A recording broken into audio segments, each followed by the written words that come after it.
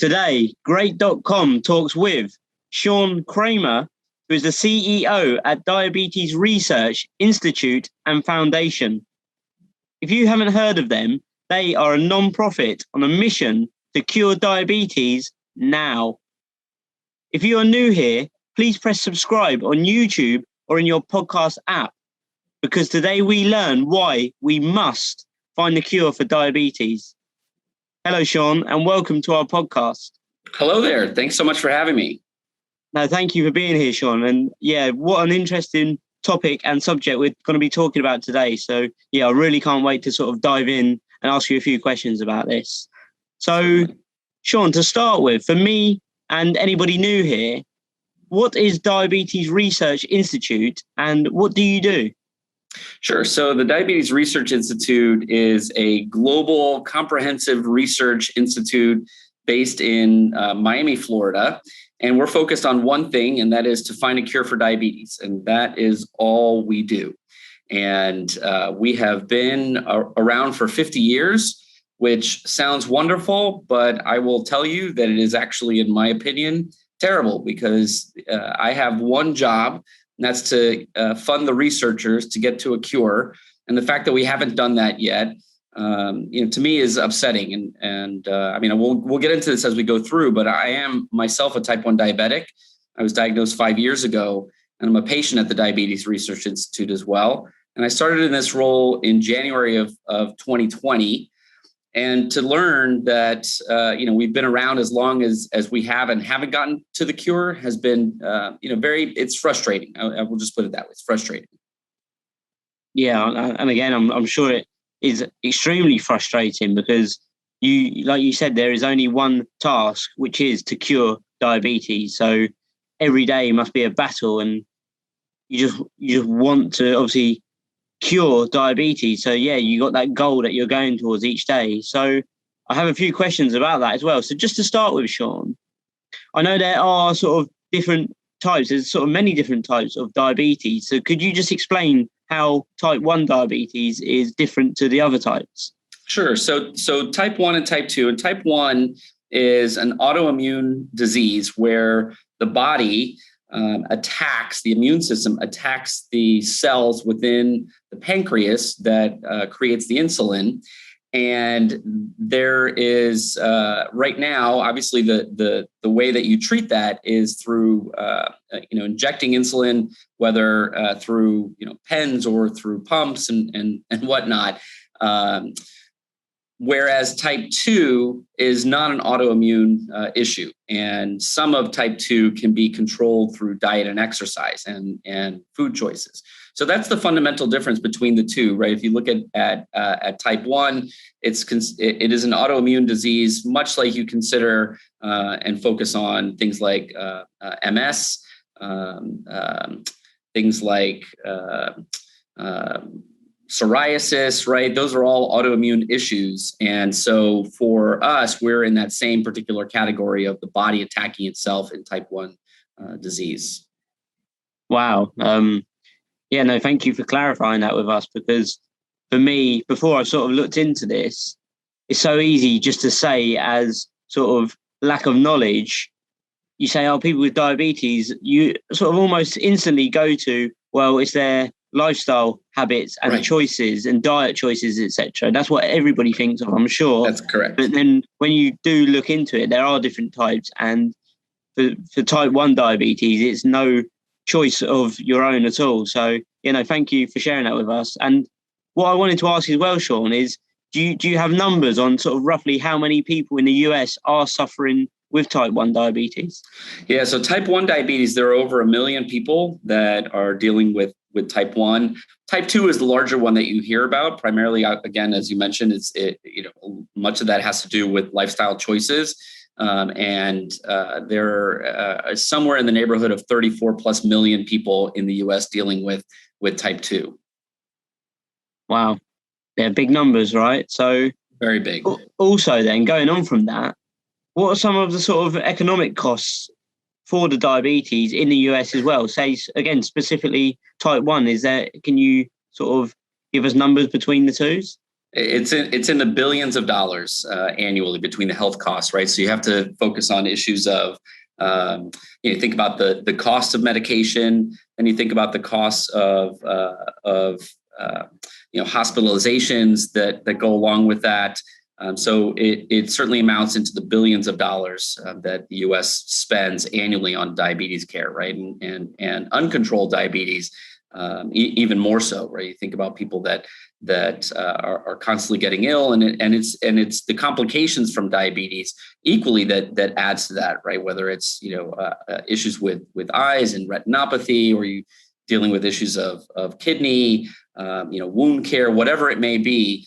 It extracts a significant toll on both individuals and on the economy as a whole. So it's for those reasons alone, we should be accelerating towards a cure as a country. I have to agree with everything you said there, because it's sort of not just one thing; it's a big knock-on effect as well. So, why would you say it is so important to find a cure for diabetes right now? Well, it's important to find a cure for diabetes now, and I look at this from the perspective of a child, right, and a parent and a family, and the struggles that they have. I want to say I'm fortunate that I was diagnosed later in life, that my parents didn't have to worry about whether or not I was going to make it through the night, that I was going to wake up in the morning. And so, I tend to look at it more from the micro level than the macro level, because this disease impacts individuals, it impacts families. And then, when you take it out from that micro level to the macro, it is a national issue that really needs to get addressed. But, look, if we can find a cure and save one child's life and spare family from going through the pain of losing a child or a family member to diabetes, then that's what it's about for us. Yeah, it's so hard to hear that, because it's like, again, especially for young children, say if you're born with type 1 diabetes, it's so hard to say have a child that is suffering with the diabetes, and there's nothing at the moment they can really do. Or is there, Sean? Is there anything that they can do to sort of help with the symptoms of that to start with? Well, the challenge that you have with a child, especially a child that is, let's say, an infant, they may not even recognize that child has diabetes, and so they can't verbalize what's happening with them. The fortunate thing in this particular disease, and I will also share that I'm a 4th generation diabetic in my family. And so this has been going on far too long for us. And I remember back to my grandfather as a type 1 having to, boil syringes, and he had to test his urine for his sugar levels. And the management that we have now in place for diabetes is certainly better, right? There's technology that can help us live better lives. But at the end of the day, that's not a cure. Right. We can certainly live long and great lives, using the technology, but it's not a cure. And it doesn't, ultimately prevent potentially some of the long-term issues of dealing with the disease. And so for those reasons as well, back to your previous question, we have to get to a cure now. Yeah. And I like what you said there about sort of going to the source of, say, finding the cure for, rather than, say, trying to prevent it. You need to go to the very core and the source of the issue. So, yeah, I agree there as well, Sean. So you said you've been running for approximately, 50 years? So since, Correct. Say, its founding 50 odd years ago, what have been some of your, say, greatest struggles, and how have you overcome them? Well, struggles that we have had, and again, keep in mind, I've only been here for a year and a half, and I started in the, right at the beginning of the pandemic. So, the greatest struggle, I would say, has been over the course of the past, year, just dealing with running an organization in the middle of, the worst pandemic in 100 years. So, from the institute side, on the research side, we've had great success.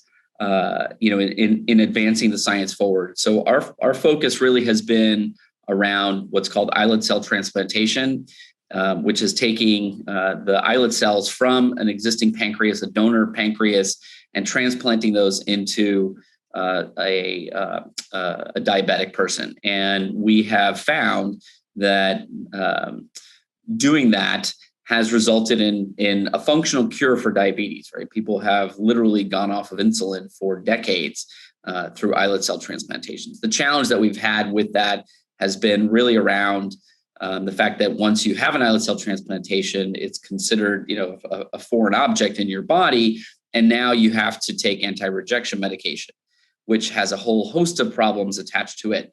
So, we've had great successes. We have not yet crossed the finish line.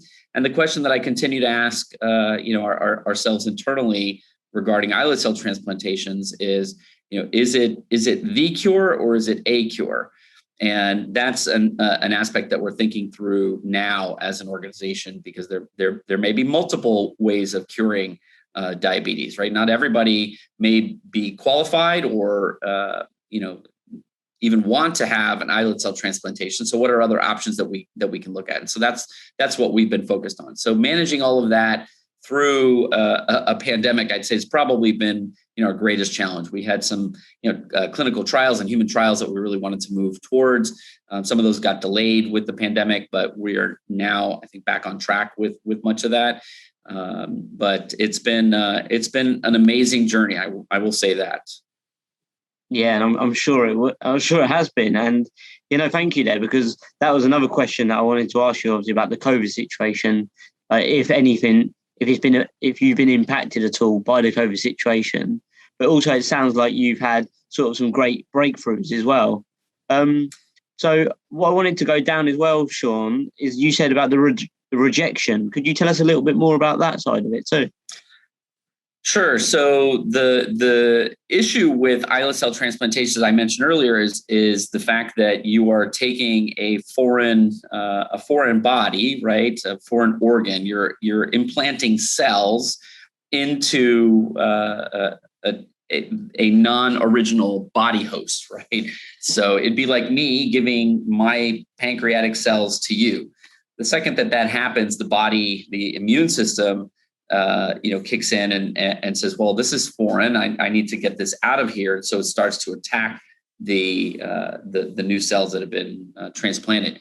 So you have to go on anti-rejection medication. So we are looking at means and ways of both preventing that from happening, and equally looking at, are there places within the body where we might mitigate some of that attack? So for example, and this is going to sound very strange, but looking at the eye, can you implant pancreatic cells into the eye?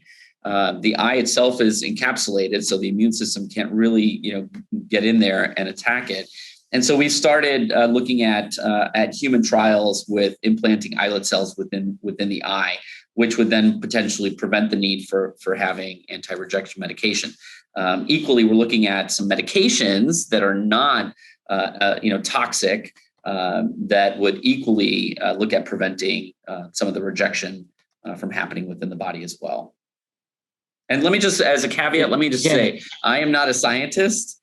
So I can certainly talk to the science, but I'm happy to make at any point, if anybody's interested, our scientists available for discussions. And one of the things that we have done, with the pandemic has been, we moved our Meet the Scientists events that we have been doing in person to virtual. So now we have them all recorded. They're all available. So if anybody has a question about the work that the scientists are doing specifically, they're welcome to reach out, and we can send them copies and links to our Meet the Scientists, where they can hear the actual science that's going on, not coming from somebody that paid moderate attention to biology class in high school. Wow. No, thanks, Sean. So I just want to address, when you talked about around the eye, injecting the cells into the eye. Wow, that is mind blowing. But also you said, going on from that, about meeting the scientists, if anyone wanted to do that. So just before we go on to the next question, what is the best way for someone to reach out if they wanted to, say, meet the scientists or do it via online? Sure. They're welcome to go onto our website at diabetesresearch.org. We have what's called the DRI Insiders. So you're welcome to sign up to become a DRI Insider. We send out fairly regular updates of what's happening behind the scenes with the scientists. Equally, we will inform people when we have the live events with our scientists through our website. They can also reach out to me personally. My email address is skramer@drif.org. So it's SKRAMER@drif.org. And I'm happy to connect with anybody and let them know more about what it is that we're doing, because it's important work. Yeah, definitely, Sean. And thank you for sharing that with us also.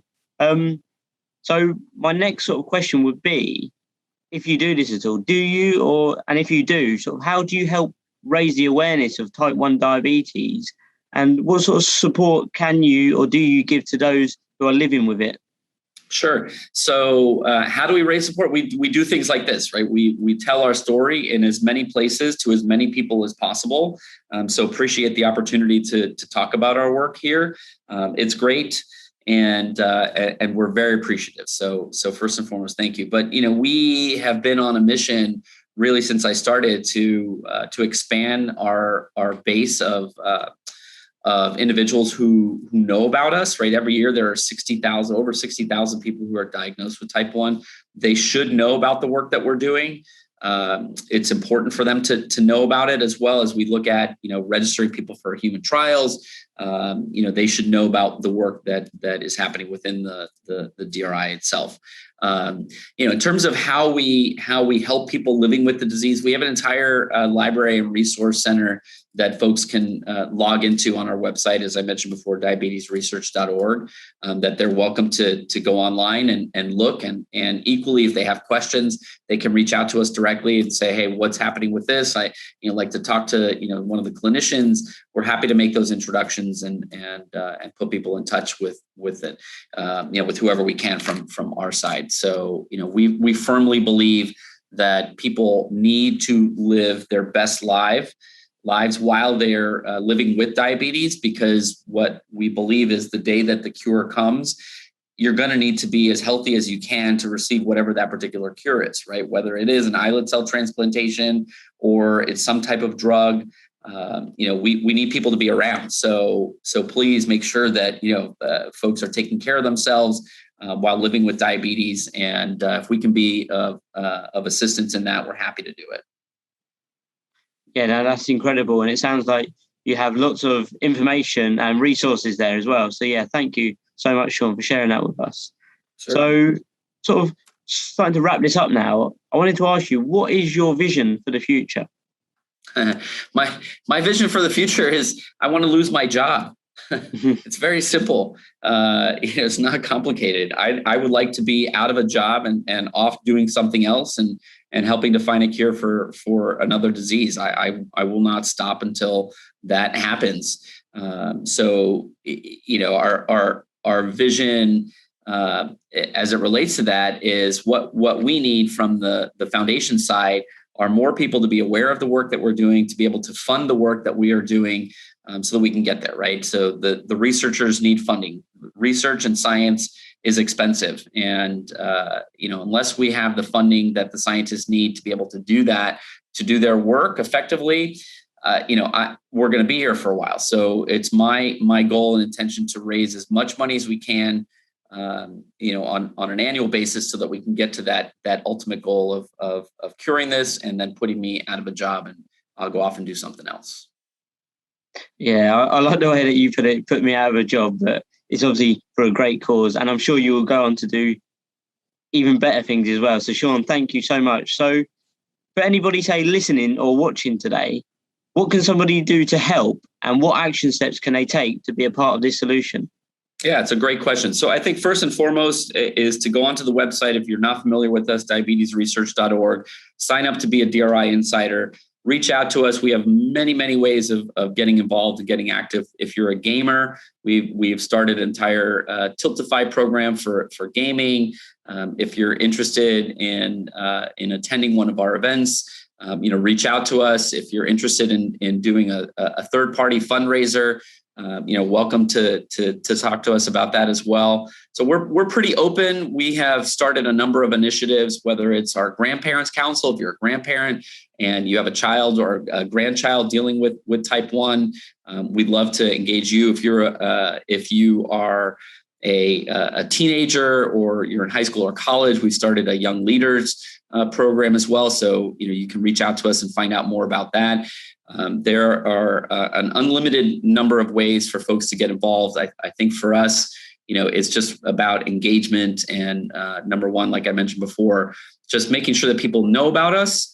I think once they find out the work that we're doing, it's pretty interesting. It's pretty engaging in and of itself.